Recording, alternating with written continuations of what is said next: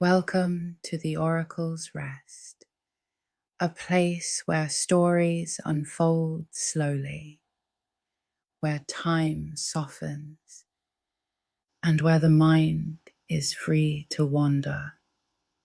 Tonight, we travel far back across thousands of years into a flat and sunlit land between two rivers, where the oldest cities in the world once stood, and where many of them have since vanished completely beneath the sand. This is the story of the lost cities of ancient Mesopotamia, the places where writing began, the places where the first kings ruled,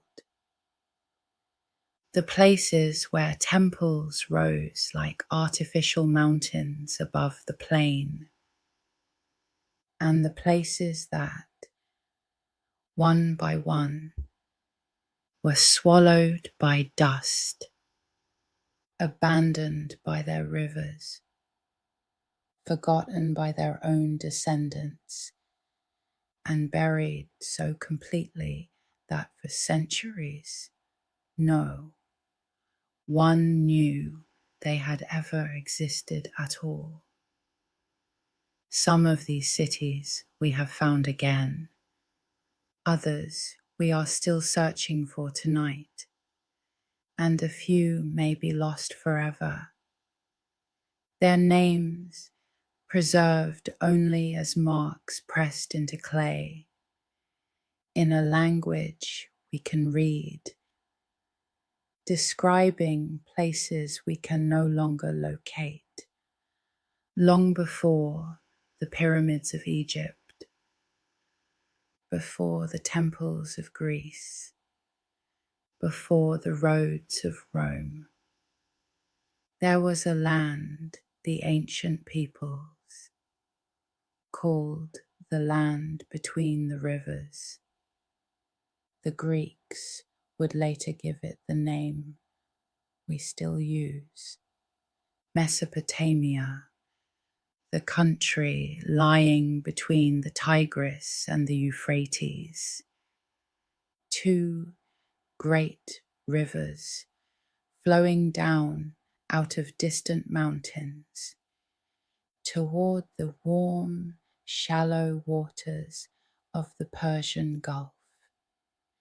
Today, much of this land lies within modern Iraq, with edges reaching into Syria, Turkey, and Iran. But thousands of years ago, it had no single name and no single people. It was a patchwork of cities, each with its own god, its own temple, its own king, and its own quiet rivalry with the cities nearby. The land itself was strange and difficult. In the south, the rivers slowed and spread across, a flat plain almost without stone, almost without trees, almost without rain. It was not an obvious place to build the first great cities of the world. And yet, that is exactly what happened here, because the rivers flooded. Each year, swollen with mountain snow far to the north, the Tigris and the Euphrates rose and spilled across the plain, leaving behind a thin layer of fresh mud. That mud was rich. Crops grew in it easily, and where crops grow easily, people gather. Villages formed. Villages became towns, and towns slowly, over centuries, became something the world had never seen before. True cities, with tens of thousands of people living together within a single wall, but the same rivers that gave life could also take it away. They flooded without warning. They shifted their courses across the soft plain, sometimes moving for miles, abandoning the cities that had been built along their banks. A city that depended on the river for everything could wake one season to find the water simply gone, the channel dry, the fields cracking in the heat. And so, even at the very beginning, there was something restless about this land, something that built and unbuilt, gathered and scattered, raised cities up, and then quietly took them apart again. To understand how a city here could be lost, it helps to understand how a city here was made. There was almost no stone in the southern plain, and almost no wood worth building with. So people built with the one thing they had in endless supply: mud. They pressed river clay into wooden molds, shaped it into bricks, and left those bricks to harden in the fierce sun. Then they stacked them, course upon course, into walls and houses and temples. Mud brick is a remarkable material. It is cheap and warm and easy to make, but it does not last. Rain softens it, wind wears it away. And when a mud brick building finally collapses, it does not leave behind a ruin of standing columns. It melts. It slumps back down into a low heap of the same earth it was made from. So, when the people of an ancient city needed to build something new, they often simply flattened the old building and built on top of its remains. And then, generations later, their descendants did the same, layer upon layer, century upon century. Each city slowly raised itself higher on the rubble of its own past over thousands of years. This created something extraordinary. The cities of Mesopotamia did not sink into the earth. They rose out of it. Each one gradually became a great artificial hill, a mound of compacted mud brick and broken pottery and ash and bone. sometimes rising 50 or 60 feet or more above the surrounding plain. These mounds are called tells, and the land of ancient Mesopotamia is dotted with them, hundreds of them, thousands of them, low brown hills rising from the flat country, so weathered and so gradual that for a long time travelers rode past them without a second glance, assuming they were natural features of the landscape. They were not.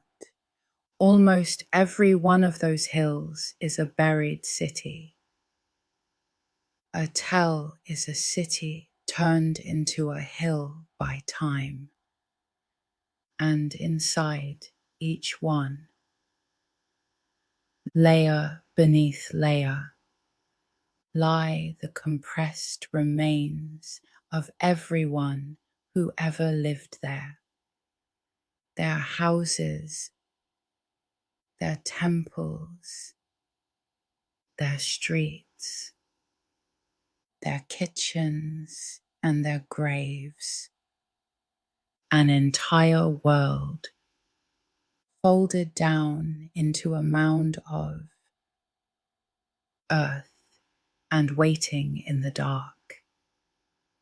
For most of human history, no one knew this. The cities of the south had names that survived only in old stories, in the Bible, in the fading memories of later peoples. Babylon, Nineveh,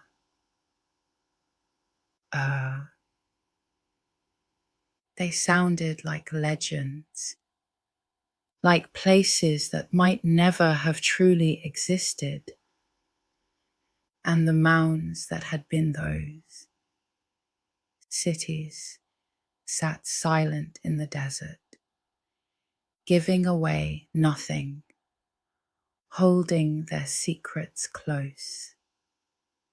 Imagine standing on the plain 3,000 years ago, in the cool of evening, looking out across that flat land. You might see a dozen of these mounds in the distance, dark shapes against a darkening sky, some still crowned with a living city, lamps glowing along its walls, others already abandoned, already silent, already beginning the slow return to dust. Cities being born and cities dying within sight of one another, across a plain that had seen this happen 1,000 times before. To begin to understand what was lost, we have to go back to the very beginning, to a city the ancient people themselves believed was the first city of all. Its name was Eridu. The Sumerians, the people who built the earliest cities of the southern plain, kept long lists of their kings, stretching back into a deep and shadowy past. And in these lists, written down on clay, they recorded their belief that kingship itself had first descended from heaven to a single place. That place was Eridu, in their own telling.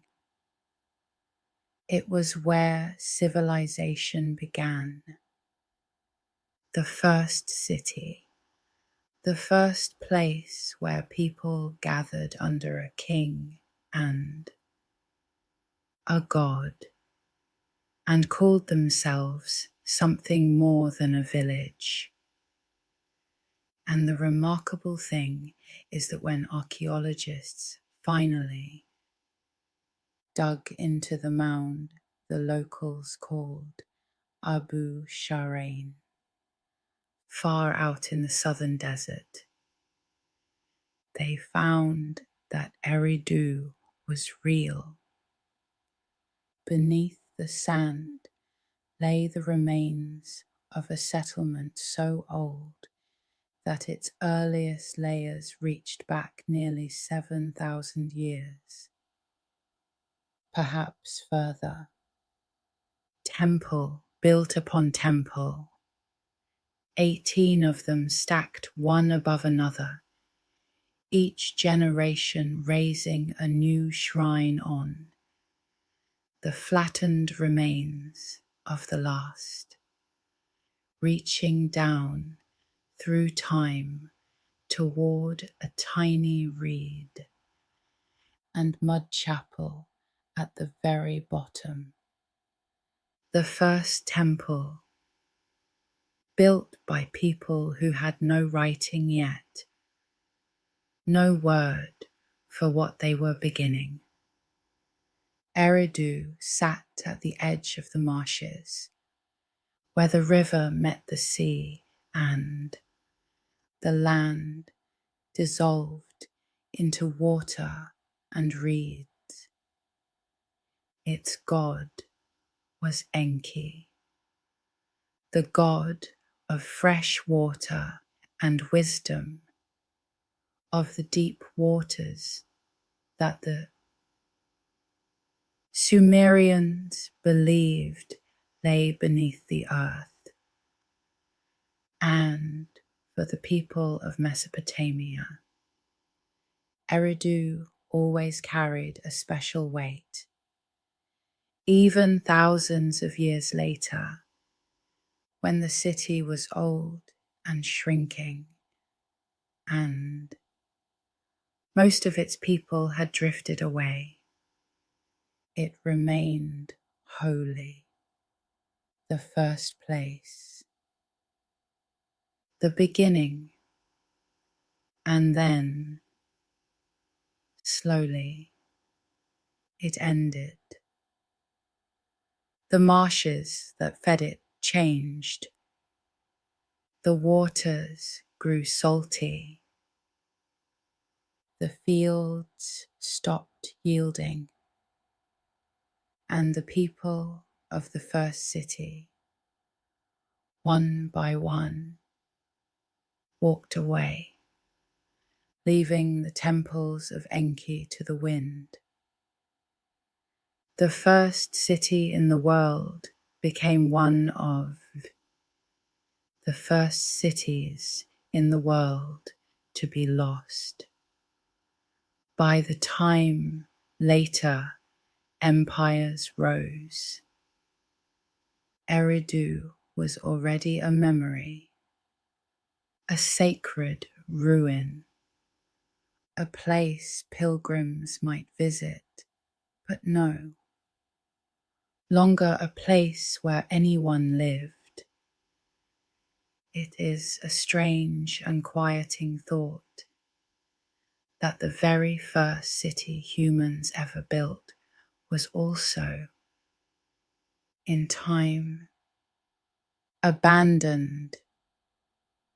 That, even at the beginning, the ending was already written into the soil. North of Eridu, along the same shifting rivers, rose a city that would grow far larger and burn far brighter. Its name was Uruk.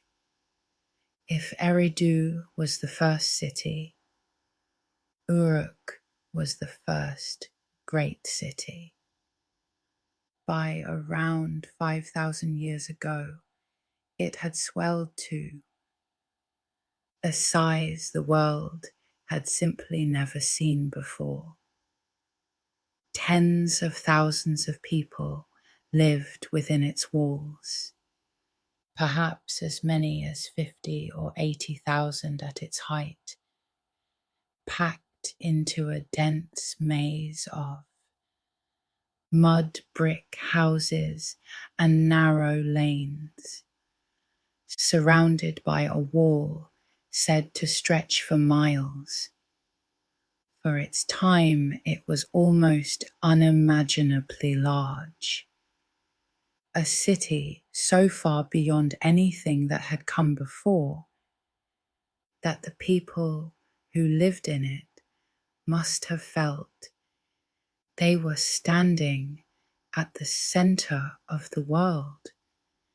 And in a sense, they were, because it was here, in Uruk, or in places very much like it, that one of the most important things in all of human history quietly happened.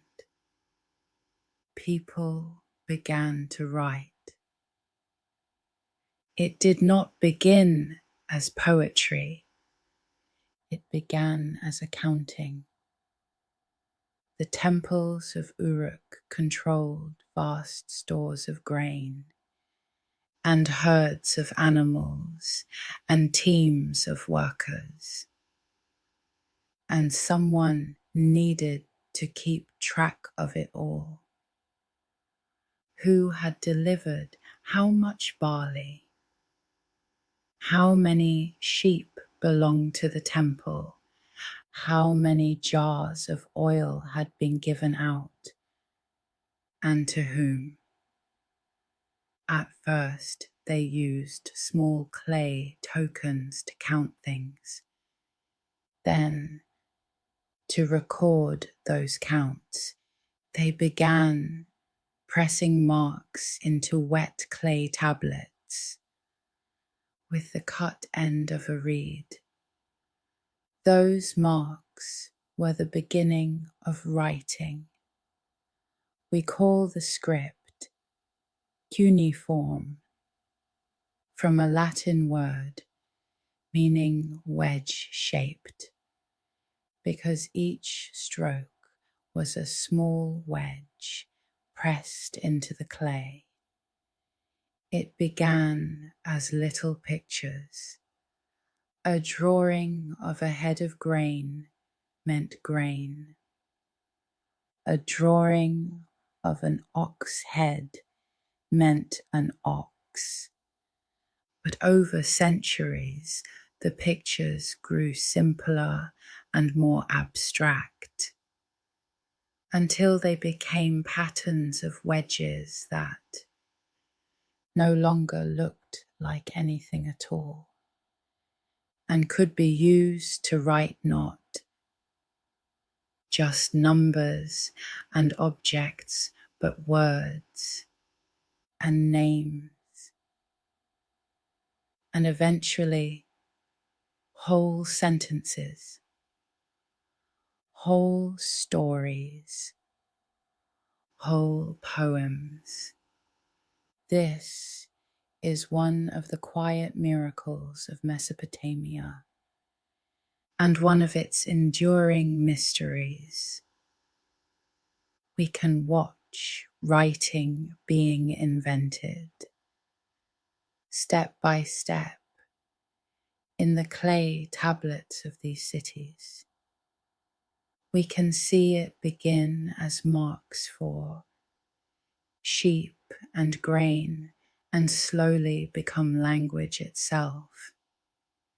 And yet, the earliest of those tablets, the very first attempts, are still only partly understood.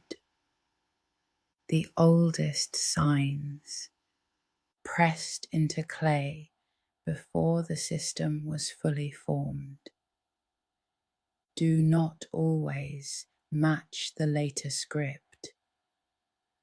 Some of them we can read, some of them, even now, we cannot. And the clay tablets themselves became, by accident, almost immortal. This is one of the strange gifts of Mesopotamia. In Egypt, scribes wrote on papyrus, which rots. In other lands, people wrote on wood and leather and cloth, which crumble and burn and decay. But the people between the rivers wrote on clay, and clay, when a city burns, does not burn, it bakes. The very fires that destroyed these cities, the wars and the sackings and the accidents, hardened their clay tablets into something close to stone, and preserved them for thousands of years in the rubble. So, when a Mesopotamian city was destroyed, it sometimes preserved its own records in the act of dying. The flames that ended a palace could fire the tablets in its archive like pottery in a kiln, sealing the words of the dead into the earth, waiting. This is why we know the names of these lost cities at all, not from grand monuments of stone, but from countless small tablets of baked mud, scattered through the ruins, carrying the everyday voices of people who lived and died 40 centuries ago. A receipt for grain, a complaint about a delayed shipment, a child's practice exercises, the same sign written over and over by a small hand learning to read, a love poem, a list of kings, a prayer. And here we come to one of the deepest mysteries of Mesopotamia. It is not that we have too few of these tablets. It is that we have far, far too many. Over the centuries since these cities were rediscovered, archaeologists have pulled hundreds of thousands of clay, tablets and fragments out of the ground. Some estimates run higher still, into the millions. When every broken piece is counted, they fill the storerooms of museums all over the world. Drawers and drawers of them, shelf after shelf, in London and Berlin and Istanbul and Baghdad and beyond. And a great many of them have never been read by anyone in modern times. Not because we cannot read the script, we can, but because there are simply not enough scholars in the world, and not enough years in their lives to work through the sheer mountain of words these cities left behind. Think about that for a moment. Somewhere tonight, in a quiet museum drawer, a clay tablet is lying in the dark, exactly as it has lain for decades, covered in neat wedge marks pressed there by a living hand more than 3,000 years ago. The words on it have not been read since the day the city that made it fell. They might be a tax record. They might be a king's boast. They might be the only surviving account of an event no history remembers, or the location of a city we have spent a century searching for. And we do not know because no one has yet had the time to turn it over and read it. The voices are all there, waiting. We simply have not finished listening. And not all of the writing of this land can be read at all, alongside the cuneiform that we have learned to understand. The earth of the wider region has given up other scripts, older or stranger, that have never been deciphered. In the lands to the east, toward the mountains of Iran, archaeologists found tablets covered in a script we now call Proto-Elamite, used more than 5,000 years ago. We can see that it is writing. We can count its signs, but we cannot read it. We do not know for certain what language it recorded, and despite more than a century of effort, it has kept its silence.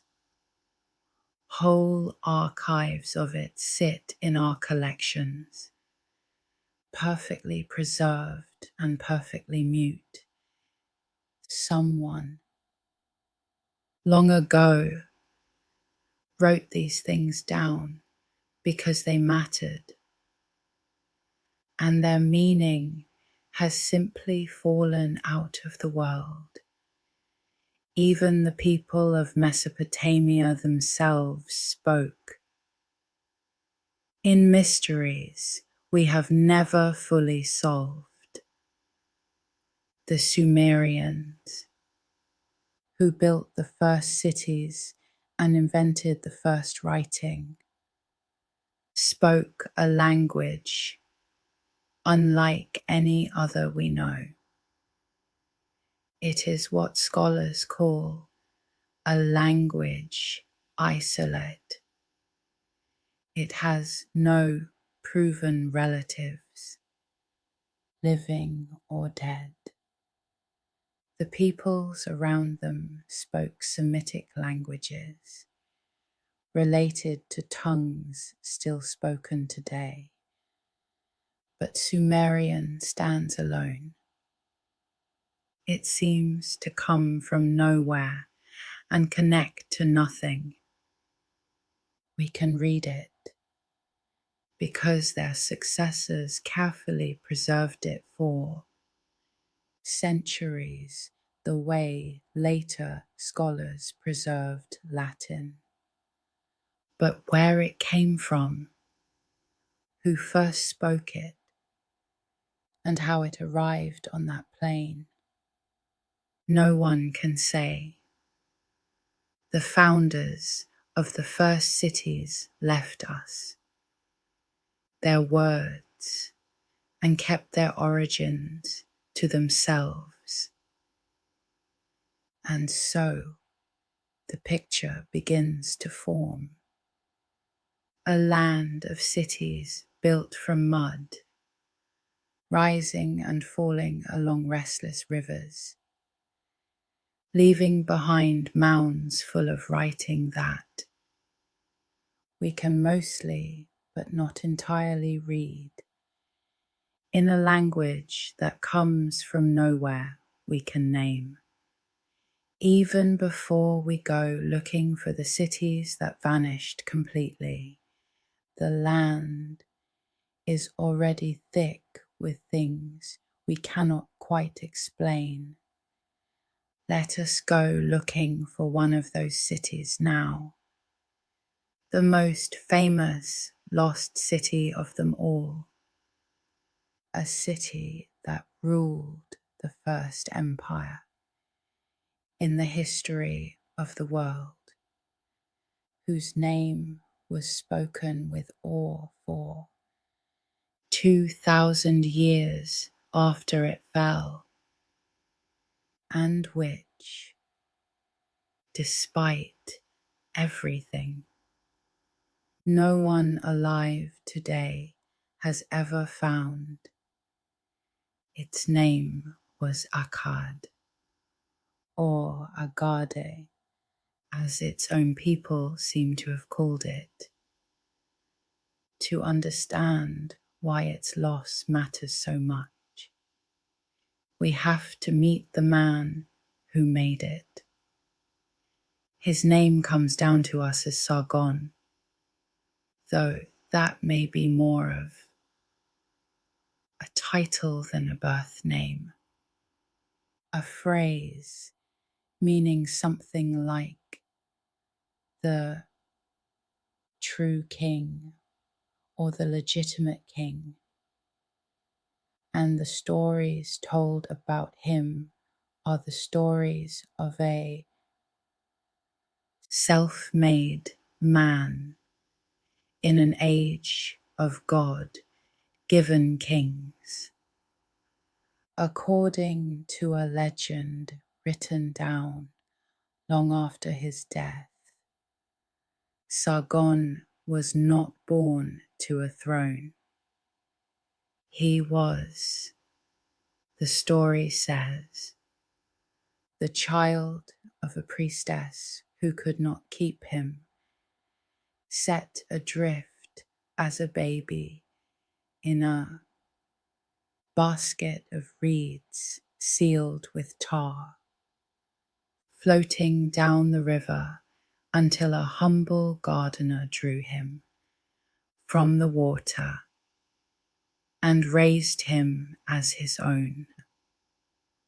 From those low beginnings he rose, the legend says, to become cupbearer to a king, and then, somehow, a king himself, and then more than a king. The first man in history to rule not a single city, but many cities at once, bound together under one crown. Sargon conquered the old Sumerian cities one by one. Uruk, all the proud, independent towns of the southern plain fell under his power. He pushed north and east and west, his armies marching to the cedar forests and the silver mountains, until he ruled. The inscriptions boast, from the lower sea to the upper sea, from the Persian Gulf to the Mediterranean, It was the first empire, and at its center, as its capital, he built or raised up a city to be the seat of his power, Akkad. Akkad. For roughly a century and a half, the city of Akkad was the heart of the world. The dynasty Sargon founded ruled an empire that reached further than anyone before had dreamed. His grandson, Naram-Sin, declared himself not merely a king, but a god, and had himself carved on a great stone stele climbing a mountain larger than his soldiers, a horned crown of divinity on his head, trampling his enemies beneath his feet. The wealth of half the known world flowed into Akkad. Poets sang of its docks crowded with ships, its streets full of foreign tongues, its storehouses overflowing. And then it was gone, not slowly, like Eridu fading into the marsh. The fall of Akkad seems to have come hard and fast. Within a generation or two, the empire fractured, the dynasty collapsed, and the city itself, the great capital, the center of the world, was abandoned and lost so completely that within a few centuries, even the people of Mesopotamia were no longer certain where it had stood. The Sumerians, trying to make sense of so total a ruin, told a story about it.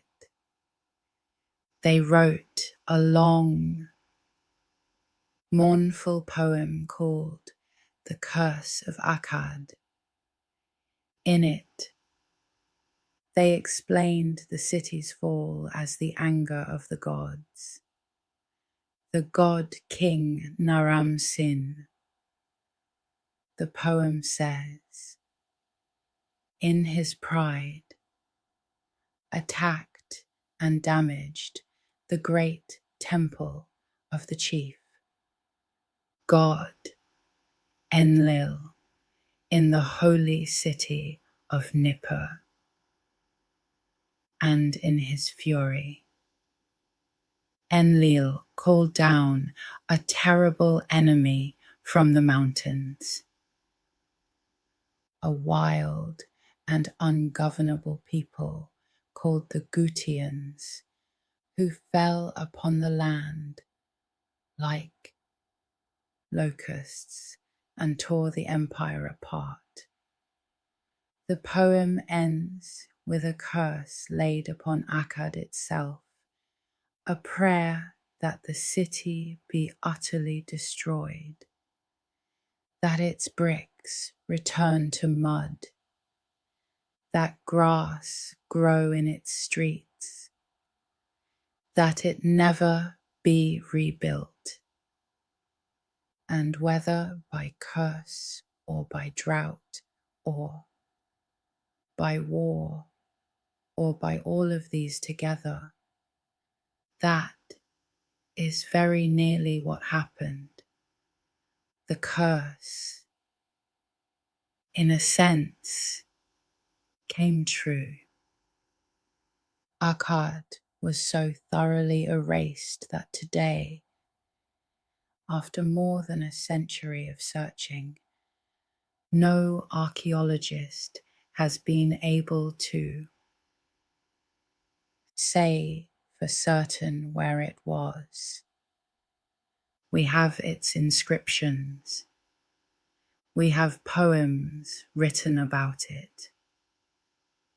We have the names of its kings and the boasts, of its conquests and the lament for its fall.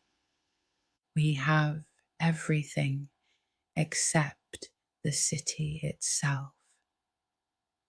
Scholars have proposed location after location. Somewhere in the central plain, perhaps near where the Tigris and the Euphrates draw close together, perhaps beneath one of the unexcavated mounds that still dot that country, perhaps already washed away by a shifting river, or buried under the silt of a flood. Expeditions have searched. Theories have come and gone, and still the first imperial capital in the history of the world lies hidden somewhere under the dust of Iraq, unfound, its exact resting place, one of the great unsolved puzzles of archaeology. It is one thing to lose a village. It is another to lose the capital of an empire, to know it existed, to read the words of the kings who ruled there, to hold in our hands the very tablets written within its walls, and yet to have no idea where those walls once stood. Akkad is a city we can read about but cannot reach, a place that is at once perfectly remembered and perfectly lost. And it raises a strange and humbling possibility. If the greatest city of its age could vanish so completely that we cannot even find the mound it left behind, how many lesser cities have vanished without leaving any trace we know how to read at all? How many tells out on that plain, unexcavated, unnamed, still hold the bones of cities whose names we will never recover. The land between the rivers may be keeping more secrets than it has ever given up. Not every great city of Mesopotamia vanished beyond finding. Some we have found, and standing among their ruins only deepens the strangeness, because they show us how a city dies even when its mound survives. Consider Ur. It was one of the oldest and grandest of the Sumerian cities, a place mentioned in ancient stories as a center of wealth and power, the city from which, in one tradition, the patriarch Abraham was said to have come.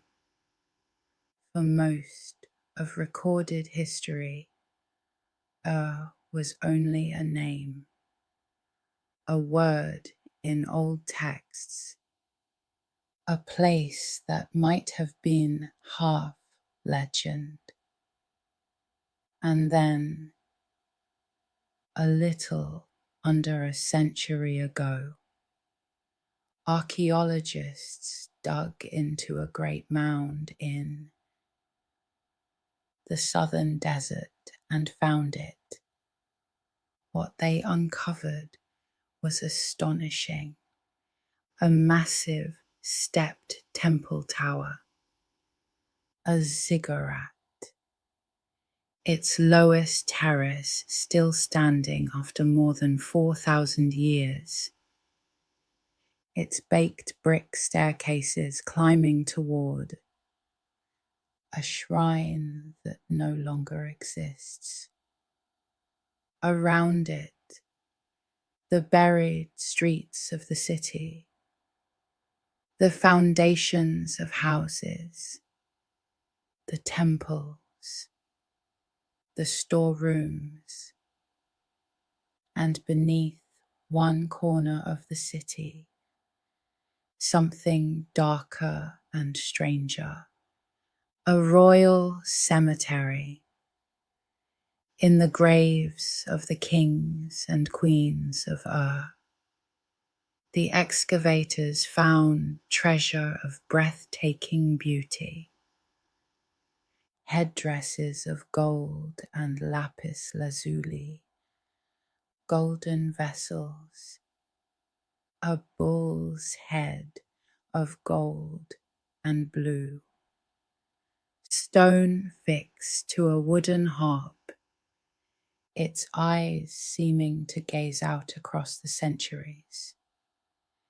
The famous board for a game we now call the Royal Game of Ur, inlaid with shell and stone, a game whose rules we have partly recovered from a much later tablet, so that we can, in a sense, still play a game the people of Ur played in the dark of those tombs, but in the greatest of those graves.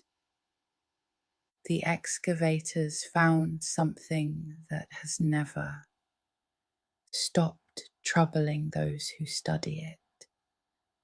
The kings and queens of Ur had not been buried alone.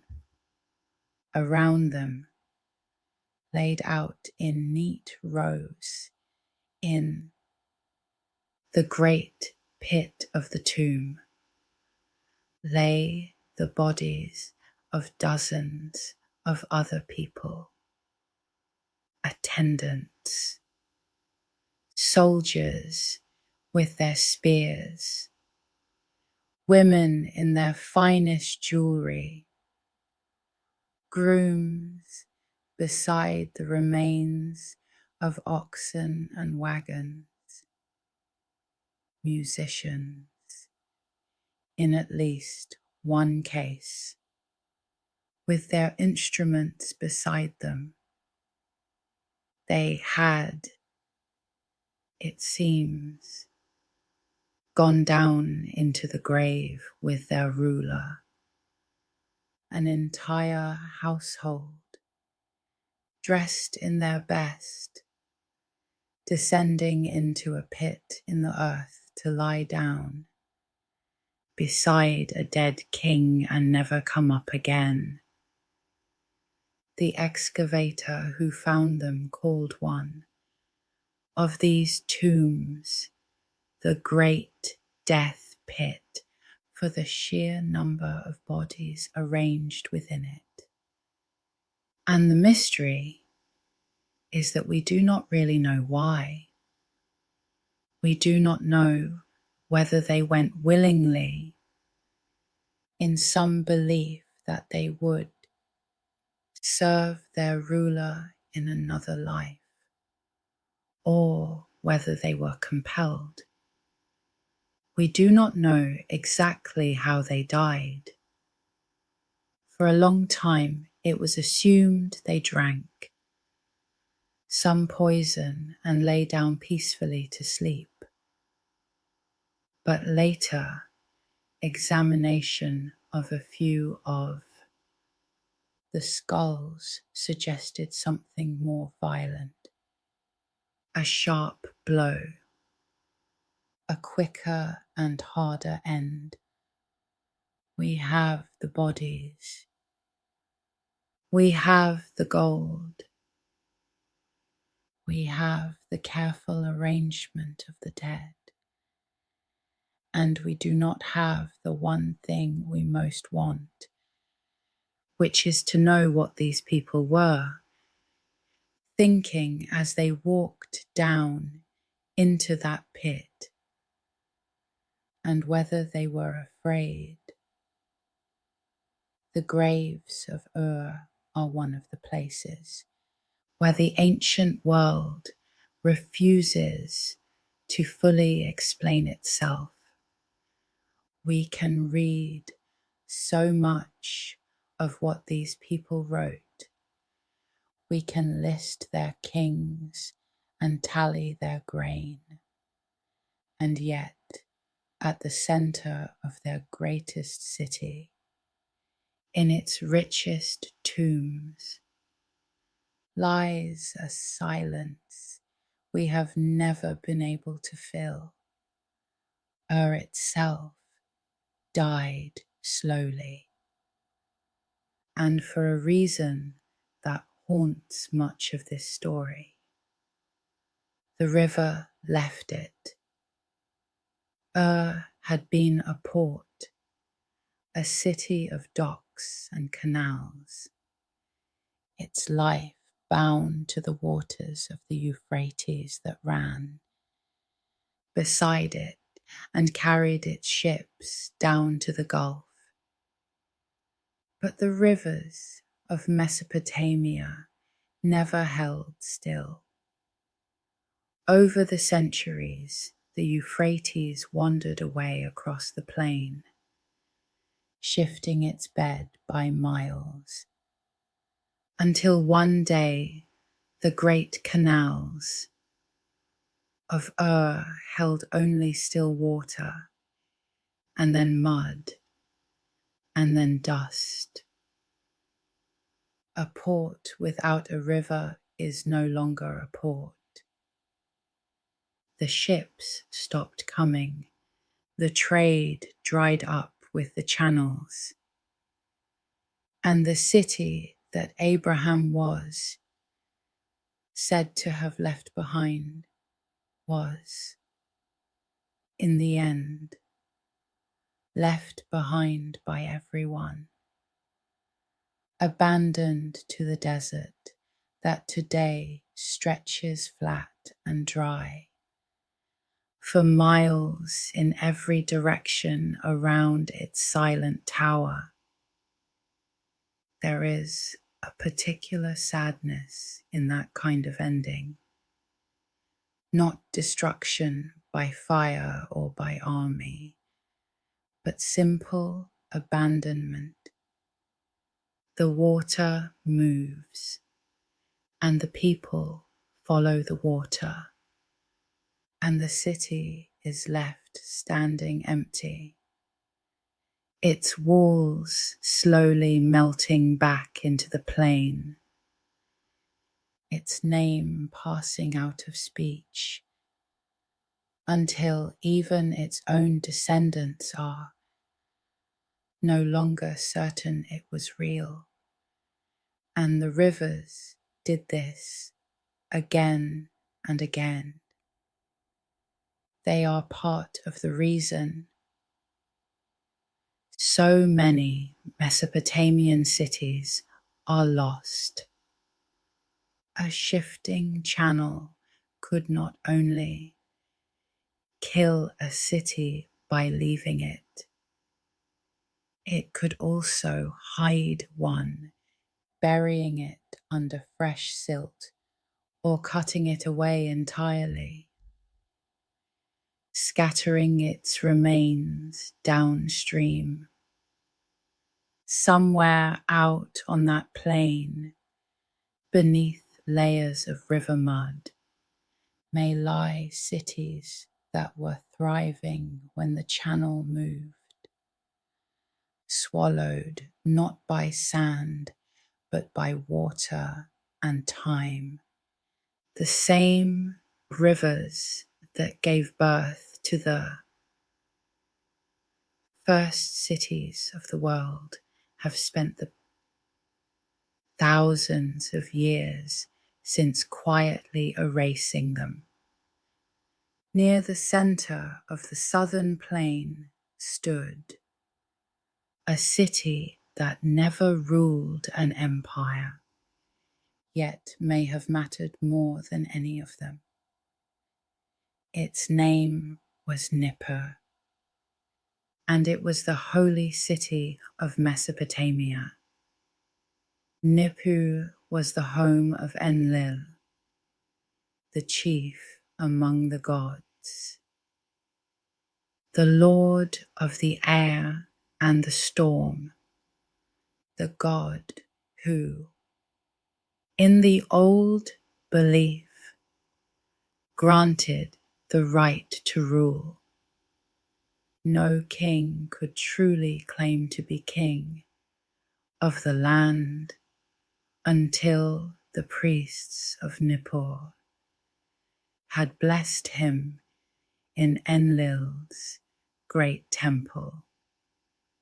And so, even in an age of constant war between cities, Nippur stood a little apart, a place no one wished to destroy, a sacred center that every rival king wanted on his side. It was, in a sense, the spiritual capital of a land that had no political capital at all, and because it was a center of religion, it became a center of writing and learning.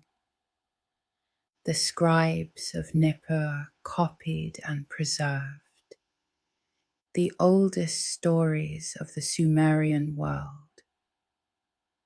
When archaeologists dug into its mound, they found tens of thousands of tablets.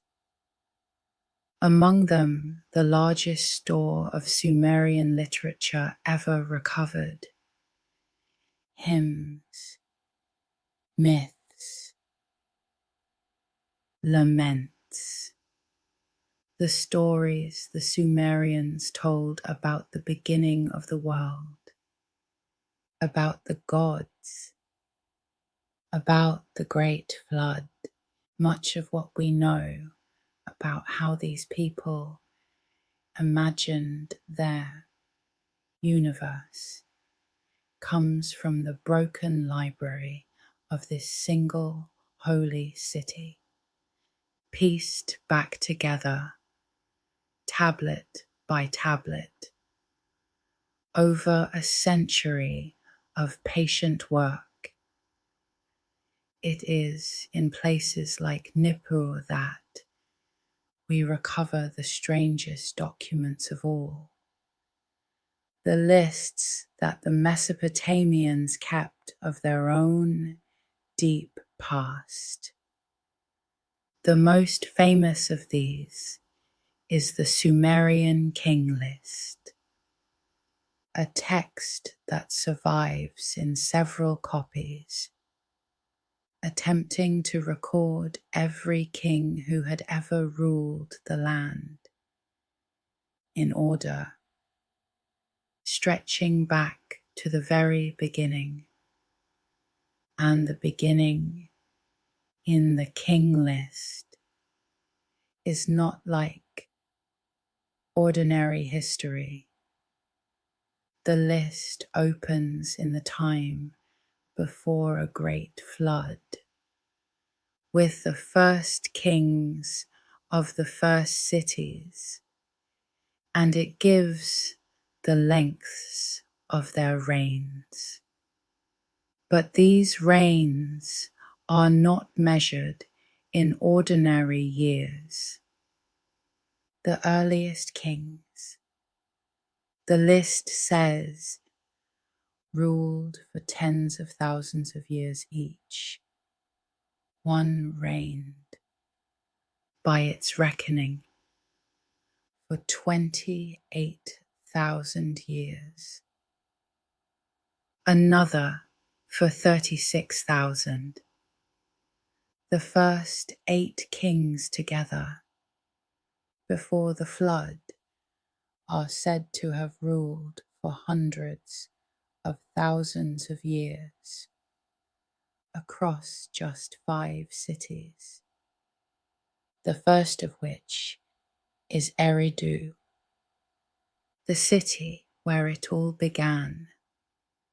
Then the list says the flood swept over the land, and afterward kingship descended from heaven a second time, and the reigns grow shorter, and slowly, as the list goes on, they shrink towards something like human length until at last we reach kings. We can match to other records, real rulers of real cities whose names appear elsewhere in the clay. No one knows quite what to make of those impossible early numbers. Were they symbolic? A way of saying that the first age was unimaginably ancient and grand? Were they calculated by some system we have lost? Some way of counting that meant something different to them than it does to us?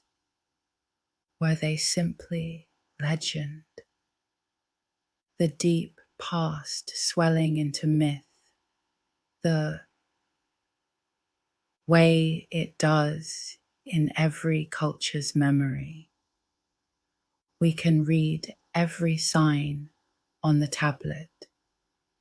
We can translate every word, and still we cannot quite say what the scribes meant when they wrote that a man once ruled the city of Eridu for 28,000 years.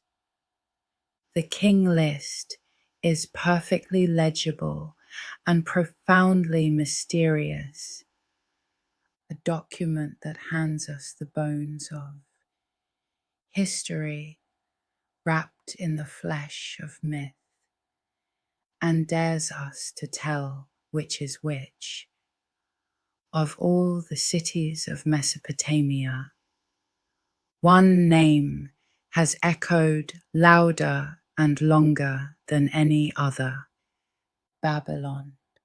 For thousands of years, it has stood in the imagination of the world as the very symbol of a great city, of wealth and pride and splendor, and also of confusion and downfall. And the real Babylon, the city of mud brick that once stood on the Euphrates, was for a time perhaps the largest and most magnificent city on earth. Babylon rose late compared to the ancient Sumerian cities. By the time it became great, Eridu and and Uruk were already old. some of them already fading, but under its kings, and especially under the famous lawgiver, Hammurabi, nearly 4,000 years ago, Babylon grew from a modest town into the center of a powerful kingdom, and Hammurabi had his laws carved onto a great pillar of black stone for all to see, a code of judgments that survives to this day. And then, more than 1,000 years later, Babylon rose again, greater still, under the king Nebuchadnezzar. He rebuilt the city on a scale meant to overawe the world. He raised vast walls, so broad the later Greeks claimed that chariots could race along the top. He built a great processional way leading to a gate covered in glazed blue brick, decorated with rows of bulls and dragons in molded relief, a gate dedicated to the goddess Ishtar that shone in the sun like a wall of sky. He raised a towering ziggurat at the heart of the city, a temple mountain climbing in stages toward the heavens. That tower has its own long shadow in human memory, for it is very likely that the great ziggurat of Babylon, rising in its terraces above the plain, lies behind the old story of a tower built to reach the sky, a tower whose builders were scattered and whose languages were confused. The story of Babel and the story of Babylon are, in the end, the same word. A city so ambitious that later peoples remembered its highest temple as an act of pride that reached too far. The ziggurats themselves are among the strangest monuments these cities left. Every great Mesopotamian city had one. A solid mountain of mud brick rising in stepped terraces above the flat plain. A temple raised closer to heaven. A stairway for a god to descend. They were not hollow like the pyramids of Egypt. They were nearly solid. Millions upon millions of mud bricks stacked into an artificial peak, with a shrine at the summit where, the texts hint, the god might come down to meet the city. In a land without mountains, the people built their own and put their gods on top of them. And like everything in this land, built from mud, the ziggurats melted. Today, most of them are shapeless mounds, vast brown hills that only slowly reveal their terraced shape to a careful eye. The great Tower of Babylon, the likely tower of the old story, is now scarcely more than a great damp pit and a ring of low ruins where later peoples carried away its bricks for their own building. The tower that was remembered as reaching for heaven has sunk almost entirely back into the earth. Babylon, for all its fame, came in time to the same end as the rest. It was conquered and conquered again, and slowly the center of power moved elsewhere. Its canals silted up, its people drifted away, its bricks were carried off to build other towns, and the greatest city in the world became, like the others, a field of mounds beside a wandering river. Its hanging gardens, if they ever existed, vanished without a certain trace. Its name surviving more vividly in story than in stone. To the north, along the Tigris, a different kind of power had risen, and it produced the discovery that finally brought all these lost cities roaring back into the memory of the world. That power was Assyria, and its last great capital was Nineveh.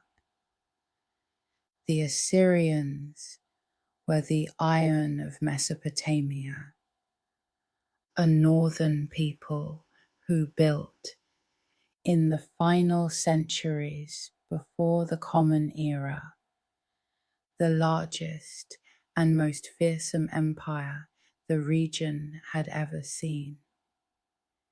Their kings filled the walls of their palaces with carved stone reliefs, scene after scene of armies marching, cities falling, kings hunting lions from their chariots, and their greatest king, in one respect, was Ashurbanipal, who ruled a vast empire from the city of Nineveh, and who did something almost without parallel in the ancient world.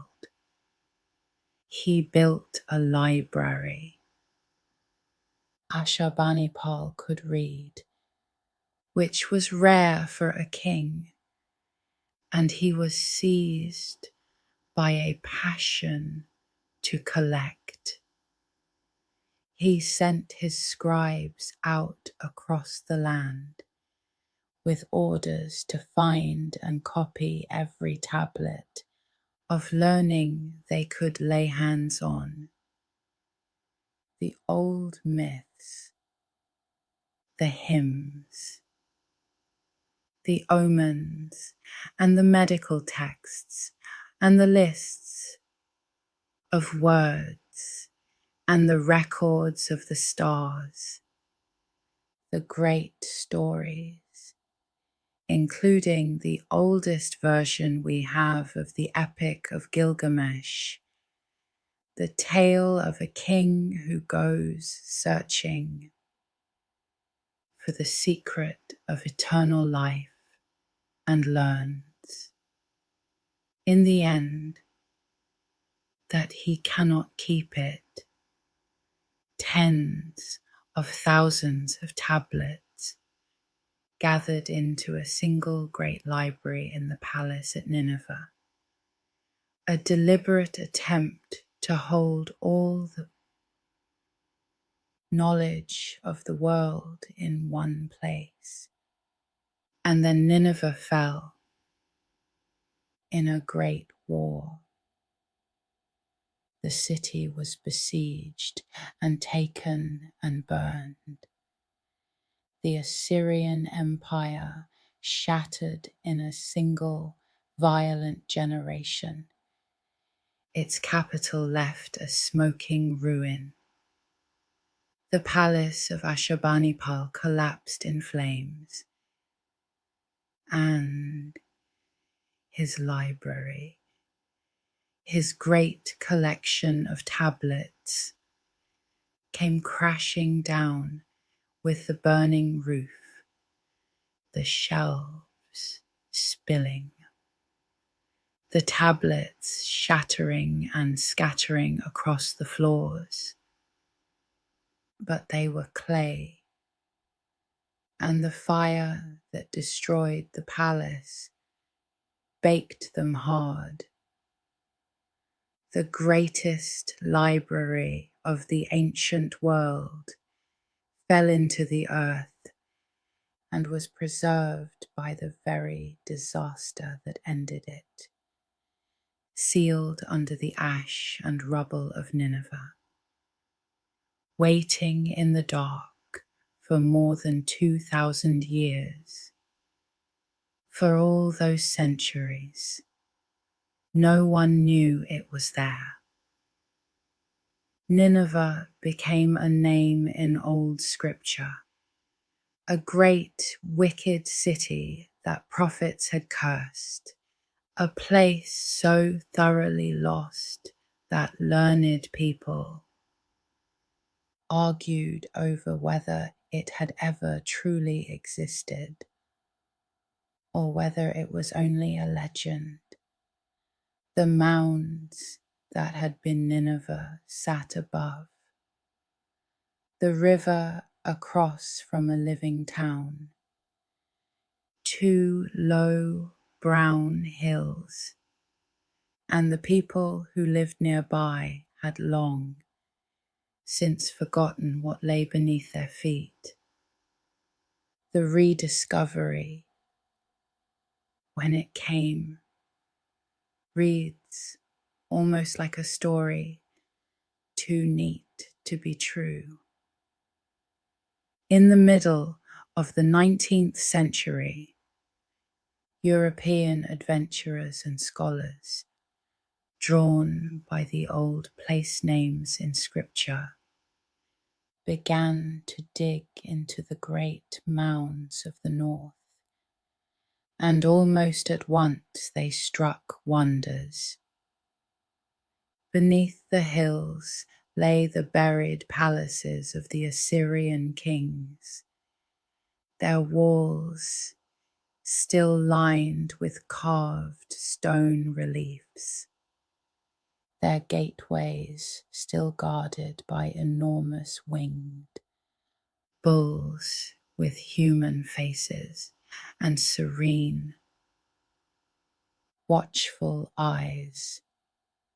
Out of the ground, after 25 centuries, came an entire lost empire, its art, its kings, its written words, and among the rubble, in vast numbers, came the tablets.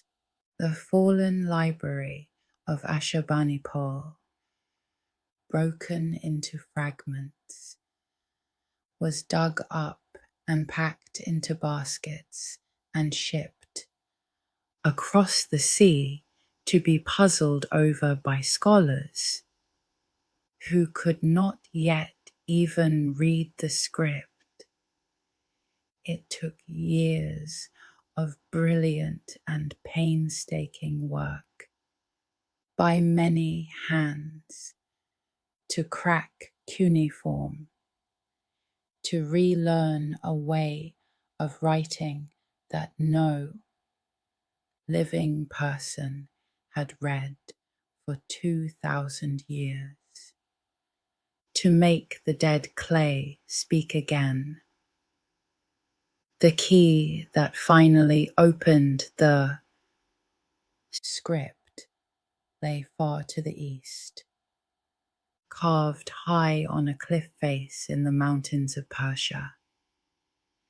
There a long dead king had ordered his triumph cut into the rock in 3 different languages at once, all of them written in cuneiform.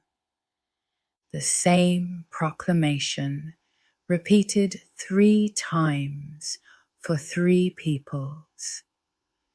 One of those languages was an old form of Persian that scholars were slowly learning to read.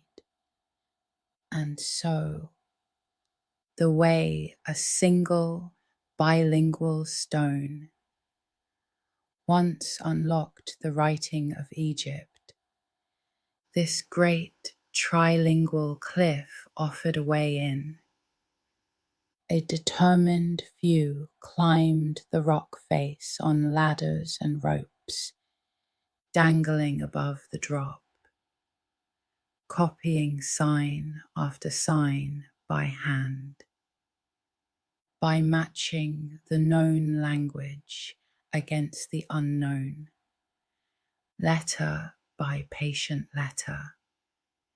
They began to force the wedges to surrender their sounds, until at last the silent tablets of Nineveh and Babylon and could be read aloud. Again, after their long sleep in the earth. And then came one of the great, quiet moments in the history of discovery. A young scholar, working through the broken tablets from Nineveh, piecing the fragments together, found himself reading a story he half recognized. It was an account of a great flood. A man warned by a god to build a great boat, the waters covering the earth, the boat coming to rest on a mountain. A bird sent out to find dry land. He was reading a flood story far older than the one he had grown up with, pressed into clay centuries before. Part of the Epic of Gilgamesh, recovered from the ashes of a burned library in a lost city. The story goes that when he grasped what he was holding, he leapt up and began to undress himself in his excitement. There in the quiet museum room, overwhelmed by the voice of the deep past, suddenly speaking again out of the broken clay. That is how the lost cities of Mesopotamia came back into the world, not all at once, and not completely, but tablet by tablet, mound by mound. A buried civilization slowly lifted out of the dust and taught to speak again. And the more it spoke, the clearer it became how much had been lost, and how much was lost still.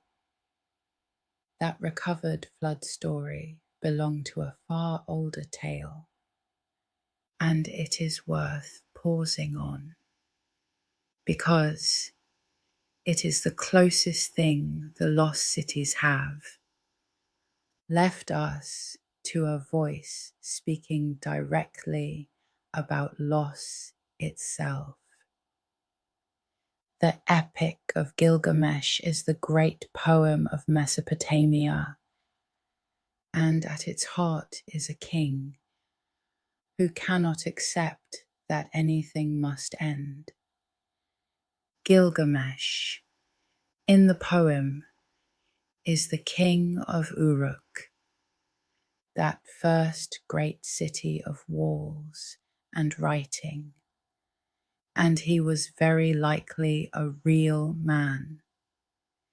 His name appears on the Sumerian King List among the early kings of Uruk, set down as a ruler who reigned long before the scribes who later told his story. The poem makes him part god and part man, a king of enormous strength and enormous restlessness, who builds the great walls of Uruk, and then, when his dearest friend dies, is broken open by grief and seized by a terror that he too must one day die. So he sets out across the world to find the one man who is said to have escaped death. That man is Utnapishtim, the survivor of the great flood, granted eternal life by the gods after he built his boat and saved the seed of living things from the rising waters. Gilgamesh crosses mountains and a sea and the waters of death itself to reach him, and asks him the secret of living forever. And the answer he receives is not the one he wants. The flood survivor tells him the truth, gently and finally, that the gods keep death in their own hands, that no one can gather the assembly of the gods a second time on his behalf, that even the strongest king must lay his life down in the end, like everyone before him. Gilgamesh is given one last chance, a plant that grows at the bottom of the sea that can make an old man young again. He dives for it and brings it up, and then, resting beside a spring on the long road home, he lets it out of his sight for a moment, and a serpent slips up out of the water and eats it, and is gone, leaving only its shed skin behind. The secret of renewed life slides away into the dark, and the king is left with empty hands and a long road home. He returns at last to Uruk, and the poem ends where it began, with Gilgamesh showing the great walls of his city to a stranger, as though the only immortality a man can truly have is the city he leaves behind him, the brick and the name that outlast the body. There is something almost unbearably fitting in that.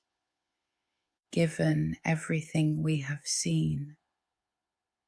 The oldest long story humanity has preserved is a story about a king who could not keep what he loved from slipping away, who reached for permanence and was left holding a snake's shed skin, and the city he was so proud of.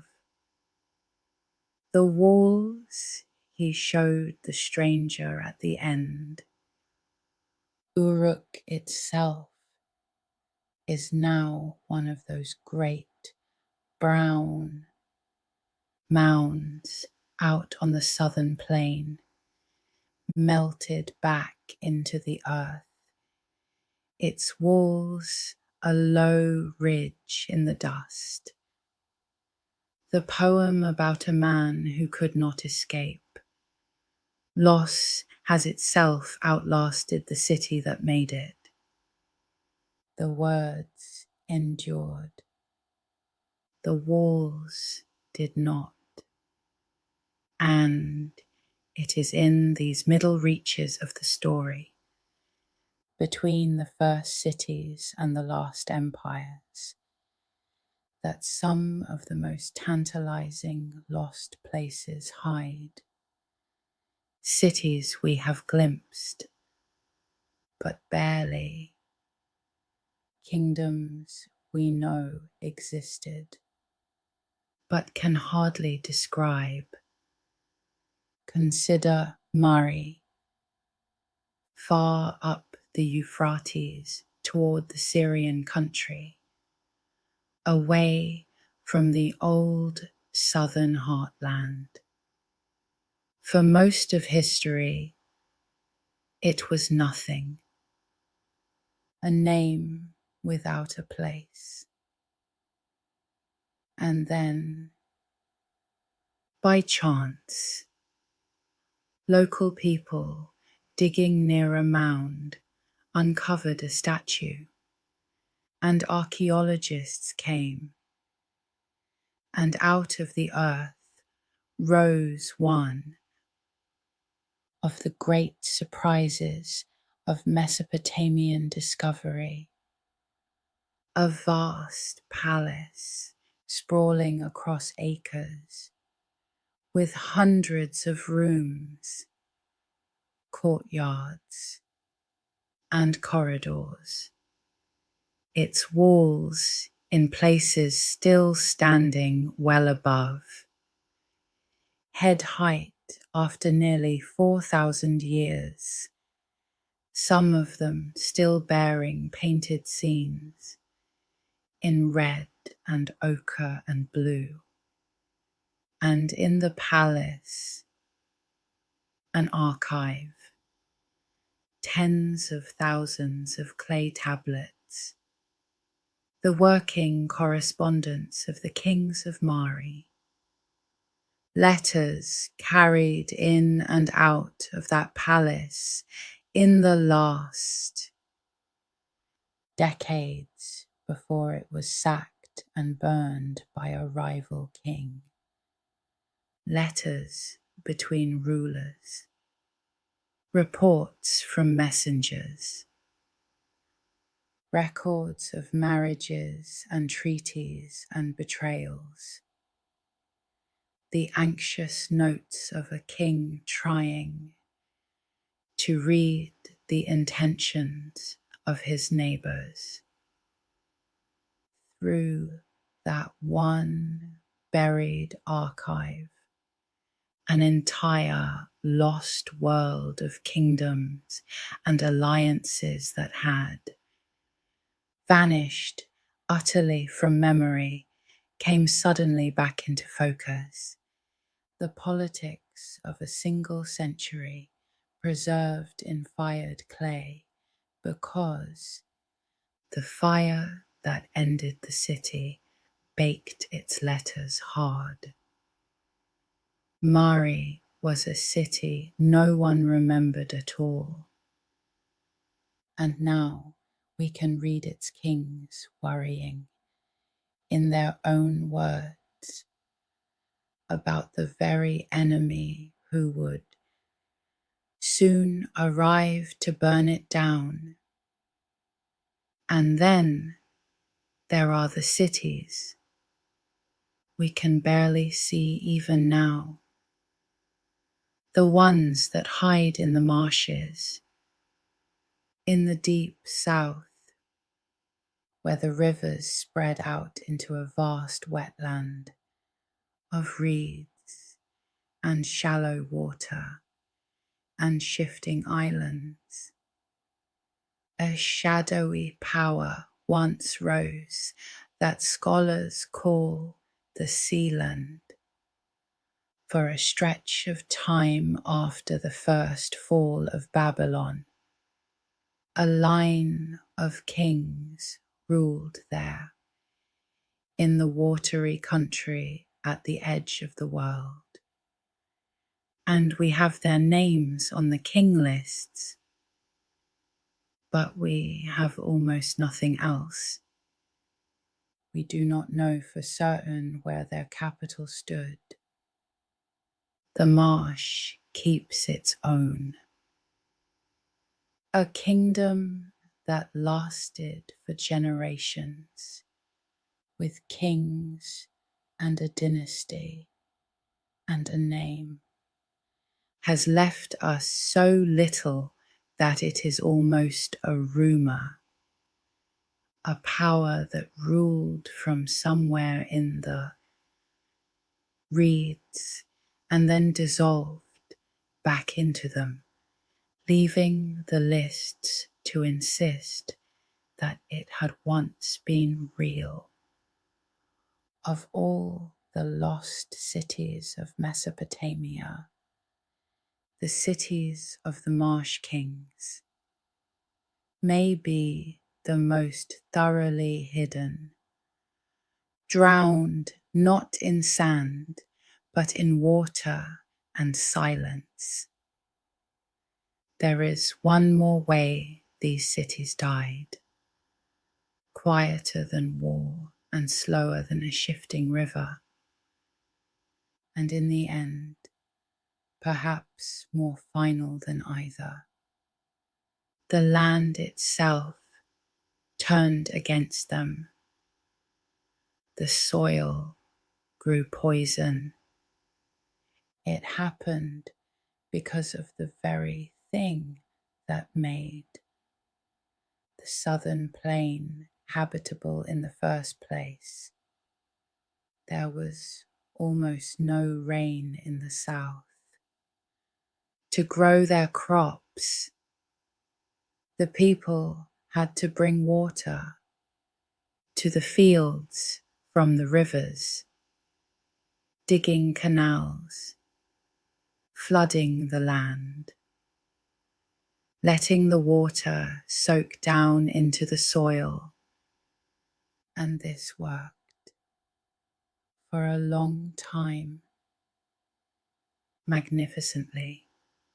The fields of southern Mesopotamia were among the most productive in the ancient world. They fed the first cities.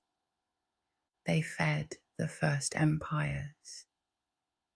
But river water carries salt, not much in any single flooding, but a little every time, year after year, century after century,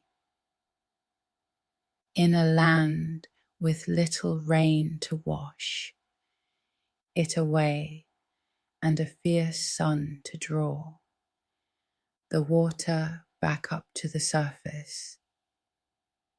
That salt did not leave. It stayed. It crept upward through the soil, and slowly, over generations, the fields of the south began to whiten with it, a faint, pale crust forming on the earth, glittering in the sun like frost that would not melt. The ancient records themselves seem to remember this happening.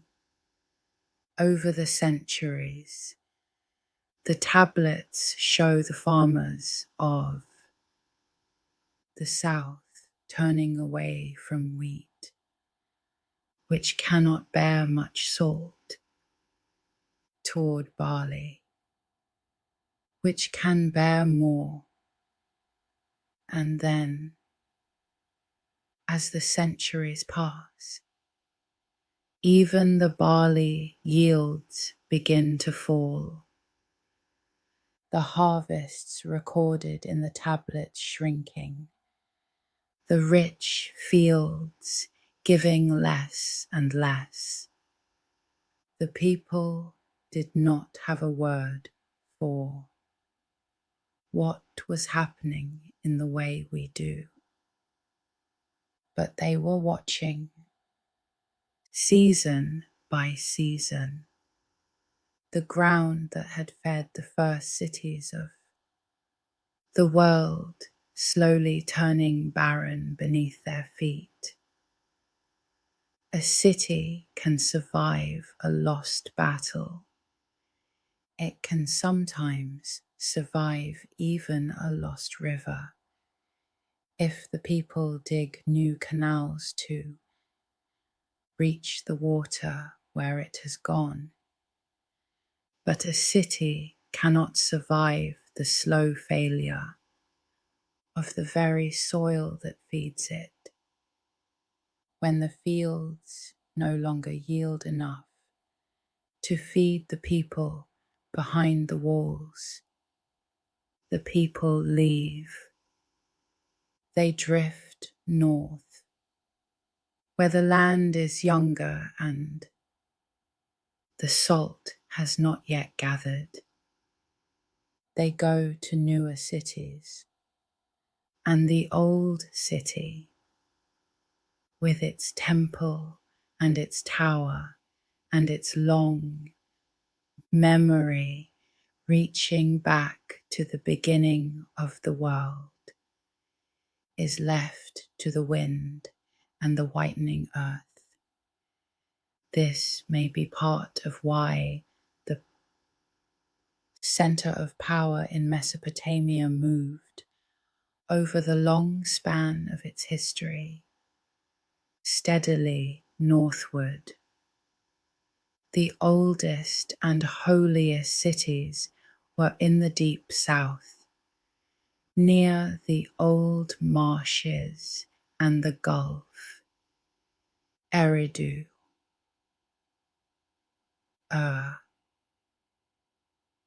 Uruk, the first of all cities, and it was the south that aged first, the south where the soil tired and the salt gathered and the rivers wandered away.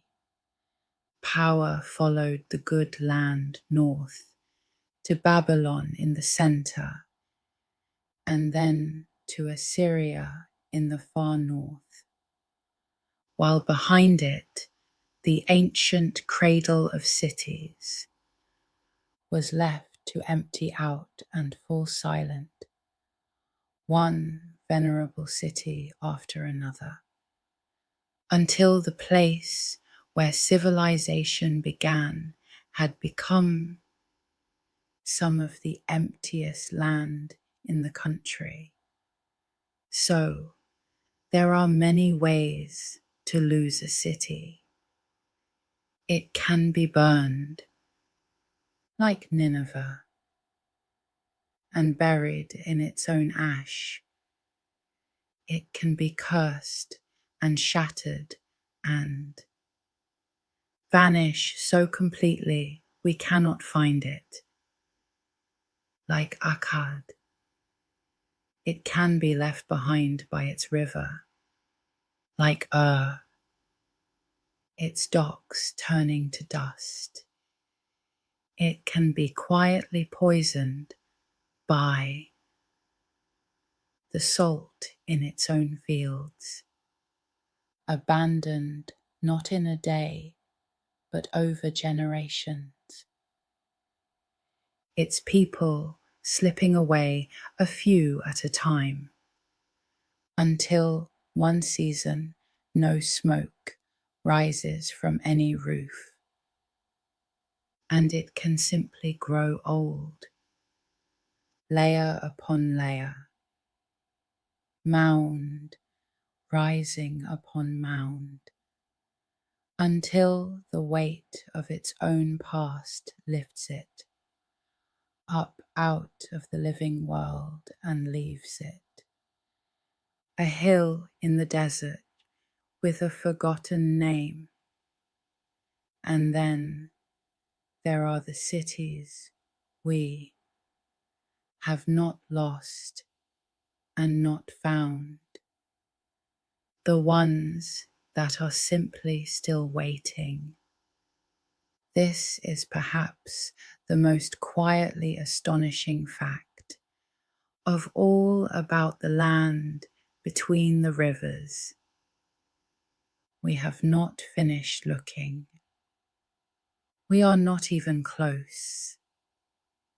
Out across the plains of Iraq and Syria, the mounds number in the thousands. Some have been dug. A small handful have been excavated thoroughly over decades by generations of archaeologists, but most have never been touched at all.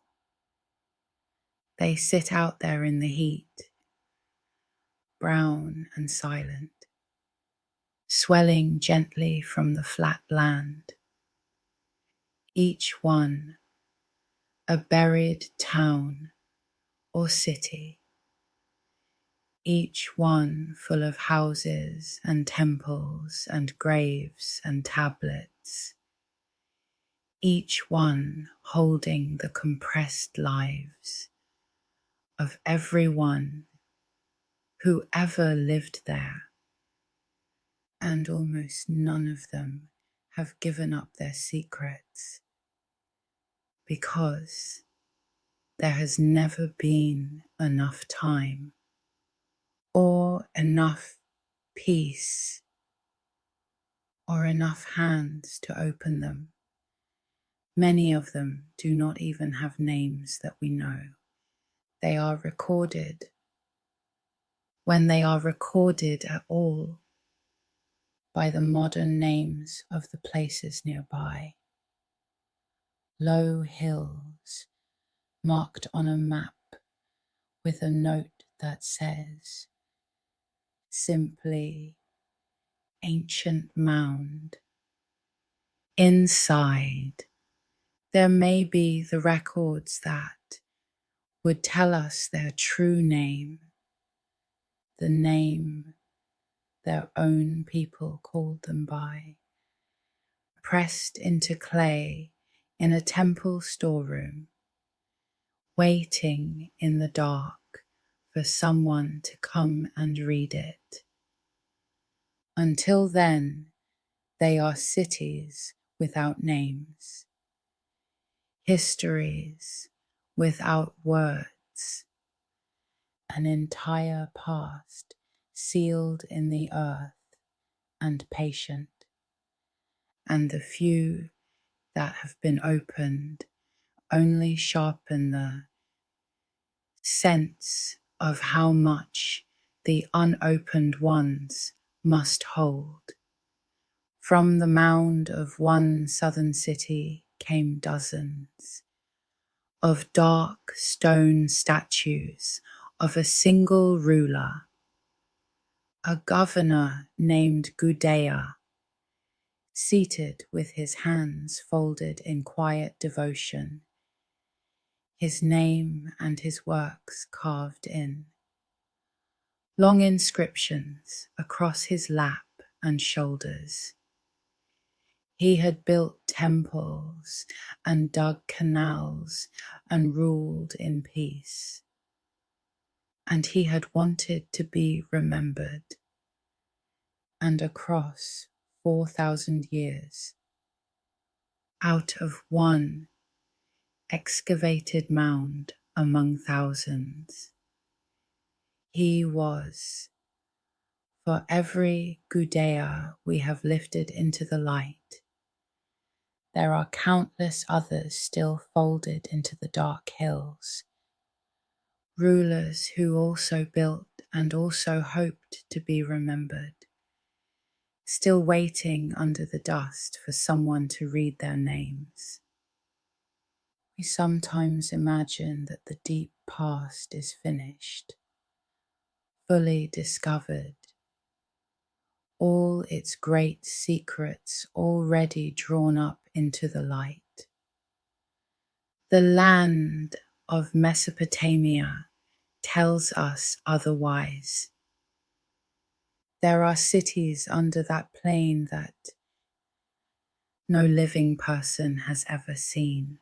There are kings whose names we have never heard, who ruled and built and were buried and are still down there. There are libraries, perhaps like the one at Nineveh, still lying intact in the rubble of palaces no one has yet found.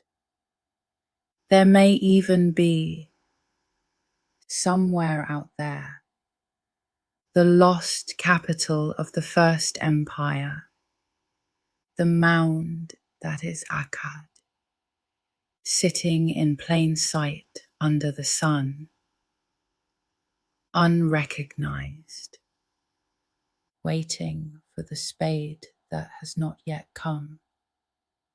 The first writing in the world was invented here, and we still cannot read all of it. The first cities in the world were built here, and we still have not found all of them. The first empire in the world ruled from here, and its capital is still missing after more than a century and a half of digging, of brilliant scholarship, of reliefs and tablets and treasures lifted from the dust. The land between the rivers has shown us only a fraction of what it holds. The rest is still down there, in the dark, in the silence, beneath the mounds, beneath the salt, beneath the wandering rivers and the patient sand. And perhaps that is the truest feeling these lost cities leave us with. Not the grandeur of what was found, but the depth of what remains hidden. The sense, standing on that flat plain in the evening, of how much is sleeping beneath your feet. Whole worlds, whole lifetimes, whole cities, layered down into the earth and quiet. Think again of those mounds out on the plain at nightfall. Low, brown hills against a darkening sky, each one a city, each one full of voices pressed into clay. The scribe who wrote out a king's account and pressed his seal into the wet edge of the tablet. the child practicing the same wedge, sign over and over by lamplight, learning to read in a language now spoken by no one on earth. The priestess climbing the stairs of the ziggurat at dusk to tend the shrine at its summit. The farmer watching the white crust gather on his fields and wondering, without the words for it, why the land was turning against him. The household descending into the great pit of the tomb, dressed in gold and lapis, lying down beside their king. The king of Akkad, standing on the walls of a capital that no one alive can now find, looking out over the first empire in the world. All of them down there now, under the mounds, under the dust, their cities melted back into the mud they were raised from. Their rivers wandered off across the plain, their fields gone white and silent, their words, so many of their words, still waiting, unread in the dark drawers of museums and in the buried storerooms of cities we have not yet opened. The land between the rivers keeps them. It always has. It built them out of mud and sun, and it gathered them back into mud and silence. Layer upon layer, mound upon mound, city upon city, until the whole long story folded itself down into low, brown hills out on a flat and quiet plain, and the rivers still run, slower now in other channels, but the Tigris and the Euphrates still come down out of the far mountains and cross that ancient land toward the sea, as they did when the first city rose at the edge of the marshes 7,000 years ago. The same water, the same plain, the same sun lying warm and heavy on the mounds in the late afternoon. Somewhere out there tonight, a tell rises against the stars. The wind moves across its slopes, carrying a little dust, smoothing the old brick a fraction finer. Below the surface, the streets lie folded in darkness. The tablets rest where they fell.